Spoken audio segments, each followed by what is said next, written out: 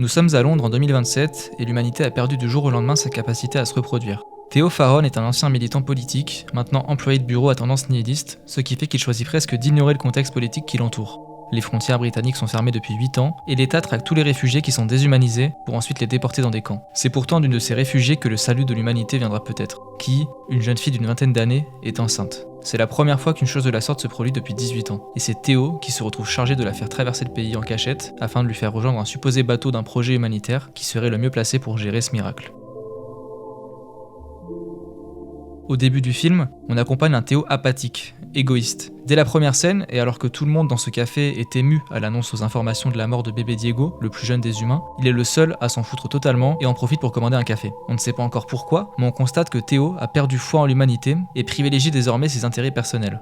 Employé de bureau installé dans un confort relatif, il semble attendre l'extinction de l'humanité jour après jour, en détournant le regard face à ce gouvernement fasciste, ces checkpoints sursécurisés où les réfugiés sont tassés dans des cages par des policiers dont les armures n'auraient rien envié à Robocop. Il fait également l'aveugle face à ces bus qui amènent les réfugiés dans des camps où ils seront sans doute exterminés, ce que le film confirmera par la suite.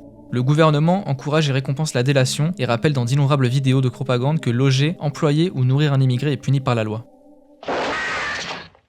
Est-ce que c'est à cause de ce maigre confort, ou plutôt la peur de le perdre, que Theo a choisi de détourner le regard, se taire et donc de collaborer avec le fascisme ? Je repose la question. Est-ce que c'est à cause de ce maigre confort, ou plutôt la peur de le perdre, que nous avons choisi de détourner le regard, se taire et donc de collaborer avec le fascisme ? Si je n'ai plus rien, je n'ai plus rien à perdre. Plus rien qui ne m'empêche de rejoindre une insurrection au péril de ma vie. Au contraire, si j'ai un toit, un canapé, une télévision 4K avec une Chromecast intégrée qui me permet de regarder tout le contenu que je veux, je serais bien moins enclin à vouloir risquer de tout perdre. Après tout, les fins de mois sont déjà assez difficiles, et ce dès leur début d'ailleurs. Imaginez alors la position des plus riches, qui ont en plus de ça des intérêts économiques dans ces conflits. Bref, Theo se fait kidnapper par un groupe de résistants politiques, les Poissons, groupe qui, en plus d'avoir un nom de merde, ont à sa tête l'ex-femme de Theo, Julian. On apprend qu'ils avaient un enfant ensemble qui est décédé, ça explique mieux le caractère de Theo. Et c'est Julian qui, voyant qu'il n'est pas trop chaud à l'idée de faire de la charité, lui propose de faire traverser la frontière à la réfugiée contre plusieurs milliers de livres. Theo finit par accepter de collaborer avec ce groupe de résistants, qui est sans cesse décrit comme étant des terroristes par les médias aux mains du gouvernement, qui n'hésitent pas à criminaliser toute riposte. Ça me rappelle quelque chose. À partir de là, tout s'enchaîne très rapidement, entre la mort de son ex-femme qui arrive subitement, suivie de la révélation que ce sont les Poissons eux-mêmes qui ont organisé son assassinat. Theo découvre que la réfugiée, est enceinte. De ce miracle renaît l'espoir. Theo va se battre pour mener à bien sa mission. Mais il n'est pas pour autant représenté comme un héros. Il est mis très souvent en difficulté tout au long du film, et il aurait été impossible pour lui de réussir sa mission sans l'aide d'inconnus, dont il fera la rencontre au fil de l'histoire. Ce que dit le film, c'est que la solution est toujours collective. Pour accomplir quelque chose, il faut se regrouper et militer ensemble pour la même cause.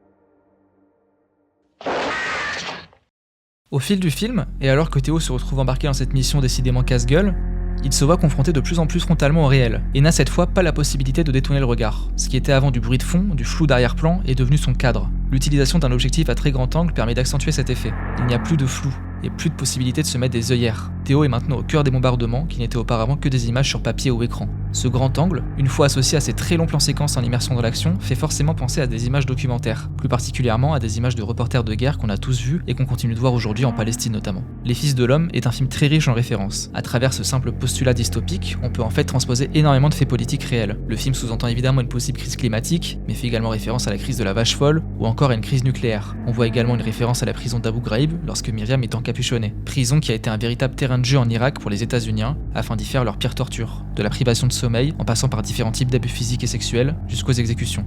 À l'entrée du camp de Bexil, on entend également la chanson Arbeit macht frei, désolé j'ai fait espagnol LV2, dont le titre fait référence au camp d'extermination nazi. On peut également noter la présence du tableau Guernica de Picasso, qui fait référence au massacre de 1600 civils lors de la guerre d'Espagne par les nazis. Une autre musique faisant référence à un événement historique et traîne à la mémoire des victimes d'Hiroshima de Christophe Penderecki. Les pays changent, mais le même monstre subsiste, le fascisme et l'impérialisme.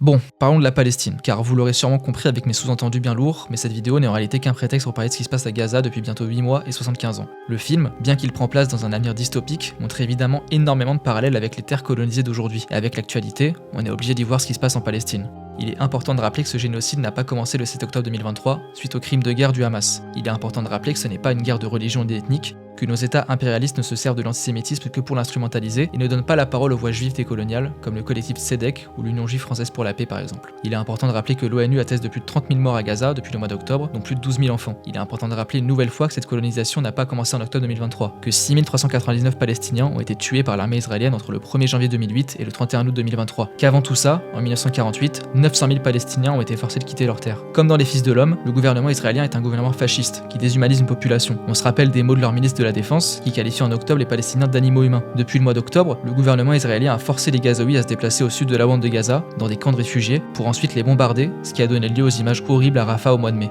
Ces images que nous rappelle le film, il faut les regarder en face. Il ne faut pas détourner le regard. Et il faut les partager, aussi crues soient-elles, car le sentiment d'horreur qu'elles procurent chez nous n'est rien comparé à ce que vivent les Gazaouis. La réalité a malheureusement dépassé la fiction car, contrairement aux soldats du film qui sont émerveillés de voir un bébé dans les bras de qui, les soldats israéliens n'hésitent pas à bombarder et tirer à vue sur des camps dans lesquels se trouvent des enfants. Il faut agir, il faut donc continuer à se renseigner et renseigner nos proches sur ce qui est en train de se passer. Il faut prendre le peu de pouvoir que les impérialistes nous laissent. Il faut voter le 9 juin prochain pour la liste de l'Union populaire aux élections européennes afin de porter une voix décoloniale au Parlement européen et exiger un cessez-le-feu immédiat, la levée du blocus de Gaza et l'arrêt immédiat de toute collaboration avec le gouvernement israélien, comme ça a été le cas avec le régime d'apartheid sud-africain. La France a un rôle très important à jouer car elle est l'un des principaux collaborateurs du régime israélien. En plus du 9 juin, il faut continuer de militer, manifester, se réunir, se mobiliser. Il faut soutenir financièrement des cagnottes pour la Palestine si on en a les moyens, boycotter les entreprises complices en suivant la campagne de BDS par exemple. Il ne faut plus se taire. Il faut montrer au peuple palestinien que nous les soutenons dans leur lutte pour la liberté et qu'elle est légitime.